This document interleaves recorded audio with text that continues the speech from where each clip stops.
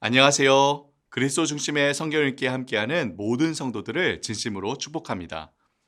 오늘은 함께 지난주에 이어 계속해서 시편 말씀을 묵상하게 됩니다. 여러분은 시를 좋아하시나요? 보통 시라고 하면 뭔가 고상하고 수준 높은 문학과 같이 느껴지지만 사실 시는 그런 이해하기 힘든 문학 작품만이 아닙니다. 시는 우리 마음과 감정에 가장 솔직한 고백이라고 할 수 있죠. 집에서 설거지를 하다가 나도 몰래 흥얼거리는 한 노래 가사도 시가 될 수 있습니다. 일터에서 힘들고 지쳐서 의자에 털썩 주저앉아 하고 내쉬는 한숨과 탄식도 시가 될 수 있죠. 갑자기 머릿속에 떠오른 즐거운 일에 남몰래 짓는 미소도 시가 될 수 있고요. 또 뜻밖의 찾아온 급박한 사고에 발을 동동 구르면서 어떡하지 외치는 소리도 시가 될 수 있습니다. 이처럼 시는 우리가 살아가며 느끼는 그 모든 여러 복잡한 감정들을 숨김없이 드러내는 우리 마음의 가장 솔직한 표현이라고 할 수 있죠. 성경에도 이러한 시들을 잔뜩 담아놓은 마치 시집과도 같은 책이 있죠. 바로 시편입니다.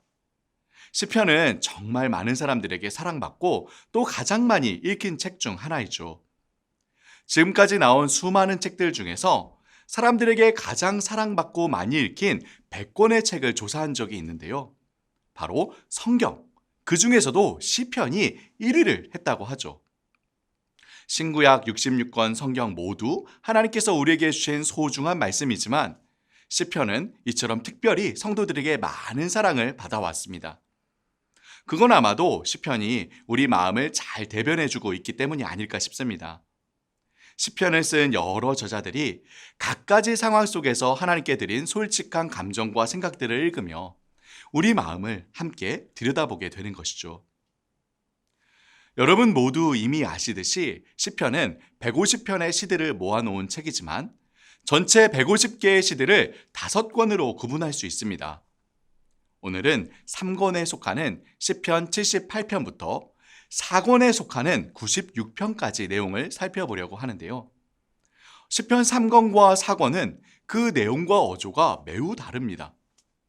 3권의 시들은 개인 혹은 공동체가 받는 혹독한 고난의 상황 속에서 탄식하는 내용이 주를 이룬다면 4권의 시들은 고난의 시간이 어느 정도 지나 좀 더 성숙한 관점에서 고난을 바라보며 또 앞으로의 소망을 이야기하죠.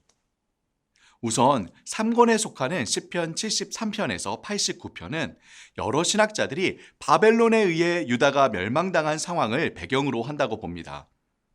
이처럼 멸망한 바로 다음 엮은 시들이기 때문에 전체 17편의 시들 중 그래도 희망을 이야기하는 78편, 84편, 87편, 89편, 단 4편을 제외하고는 전부 극심한 고난 앞에서 탄식하는 내용들이죠. 그리고 이 고난은 개인의 고난보다는 주로 하나님의 백성 이스라엘이 다른 나라들의 공격을 받아 멸망당한 일을 가리킵니다. 하나님이여, 이방 나라들이 주의 기업의 땅에 들어와서 주의 성전을 더럽히고 예루살렘이 돌 무더기가 되게 하였나이다. 이처럼 하나님의 백성 이스라엘은 이방 나라의 침략을 받아 극심한 고통을 당하고 있었습니다. 그런데 시편 기자는 하나님의 백성이 이러한 고난을 당하게 하신 분이 궁극적으로 하나님이라고 이야기하죠. 여호와여, 어찌하여 나의 영혼을 버리시며 어찌하여 주의 얼굴을 내게서 숨기시나이까? 왜 하나님께서 하나님의 백성인 이스라엘을 버리시고 이러한 고난을 당하도록 내버려 두신 걸까요? 시편 기자는 이렇게 이야기합니다. 그러나 그들은 지존하신 하나님을 시험하고 반항하여 그의 명령을 지키지 아니하며 그들의 조상들 같이 배반하고 거짓을 행하여 속이는 활같이 빗나가서 자기 산당들로 그의 노여움을 일으키며 그들의 조각한 우상들로 그를 진노하게 하였으매. 네, 바로 이스라엘 백성이 하나님을 배반하고 하나님을 대신하여 우상들을 만들어 섬기며 하나님의 말씀에 어긋나는 온갖 악한 일들을 저질러 하나님의 심판을 받은 것입니다. 따라서 시인은 하나님께 용서를 구하며 구원과 회복을 부르짖습니다. 만군의 하나님이여 우리를 회복하여 주시고 주의 얼굴의 광채를 비추사 우리가 구원을 얻게 하소서. 우리 구원의 하나님이여 우리를 돌이키시고 우리에게 향하신 주의 분노를 거두소서. 3권은 하나님께서 다윗에게 약속하신 하나님 나라에 대한 언약을 언급하며 마무리됩니다. 주께서 이르시되 나는 내가 택한 자와 언약을 맺으며 내 종 다윗에게 맹세하기를 내가 내 자손을 영원히 견고히 하며 내 왕위를 대대에 세우리라 하셨나이다. 하나님께서 분명 영원토록 견고히 세워질 하나님 나라를 약속하셨으니 이 약속을 기억하시고 하나님의 백성을 구원해달라 부르짖는 것입니다. 90편부터 시작되는 4권은 바로 이 언약이 결국 성취될 거라는 소망으로 가득 차 있습니다. 하나님께서 지금 이방인들의 포로로 잡혀 고통당하는 하나님의 백성을 구원하시고 하나님 나라를 회복시키실 거라고 기대합니다. 시편 90편은 시편에서 유일하게 모세가 쓴 기도인데요. 모세가 애굽의 포로로 잡혀있던 이스라엘 백성을 인도하여 내었듯이 지금 이방인에게 포로로 잡혀있는 이스라엘 백성을 마치 출애굽하듯 이방 땅에서 나올 것을 기대하는 것입니다.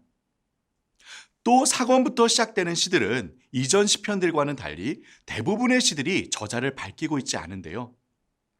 학자들은 이러한 시들이 독자들로 하여금 사람이 아닌 그들의 왕이신 하나님에게로 집중시킨다고 이야기합니다. 실제로 4권의 모든 시들이 이처럼 왕이신 하나님, 창조주이신 하나님, 주인이신 하나님을 찬양하고 높이고 있죠. 산이 생기기 전, 땅과 세계도 주께서 조성하시기 전, 곧 영원부터 영원까지 주는 하나님이시니이다. 주의 보좌는 예로부터 견고히 섰으며 주는 영원부터 계셨나이다. 여호와는 크신 하나님이요 모든 신들보다 크신 왕이시기 때문이로다. 모든 나라 가운데서 이르기를 여호와께서 다스리시니 세계가 굳게 서고 흔들리지 않으리라. 그가 만민을 공평하게 심판하시리라 할지로다. 이처럼 4권의 시들은 궁극적으로 왕이신 하나님을 바라보며 결국 온 세상을 만드시고 다스리시는 왕이신 하나님께서 그 백성을 건지시고 회복시키실 것을 바라봅니다. 이처럼 시편 3권과 4권의 여러 시들을 통해 우리는 비록 이스라엘이 이방인들에 의해 멸망당하는 극심한 고통을 겪었지만 언약의 하나님을 바라보며 소망을 갖는 모습을 보게 됩니다. 특히 시편 80편의 시인은 하나님께서 심으신 포도나무의 가지로 오실 한 분을 바라보는데요. 한글 성경에서는 여기 가지로 번역된 단어가 원어로 보면 아들로 나와 있습니다. 시인은 이 아들에 대해서 계속해서 이렇게 고백합니다. 주의 오른쪽에 있는 자, 곧 주를 위하여 힘있게 하신 인자에게 주의 손을 얹으소서. 그리하시면 우리가 주에게서 물러가지 아니하오리니 우리를 소생하게 하소서. 우리가 주의 이름을 부르리이다. 주의 오른쪽에 계시며 주를 위하여 그 백성을 소생하게 하실 인자 누구실까요? 네, 바로 메시아 예수 그리스도이십니다. 하나님의 나라가 망해버린 참으로 절망스럽고도 고통스러운 상황 속에서 시인은 궁극적으로 하나님의 백성을 회복시키시고 하나님 나라를 이루실 한 분, 바로 예수 그리스도를 바라보는 것입니다. 예수님만이 무너진 하나님 나라를 일으키실 유일한 소망이십니다.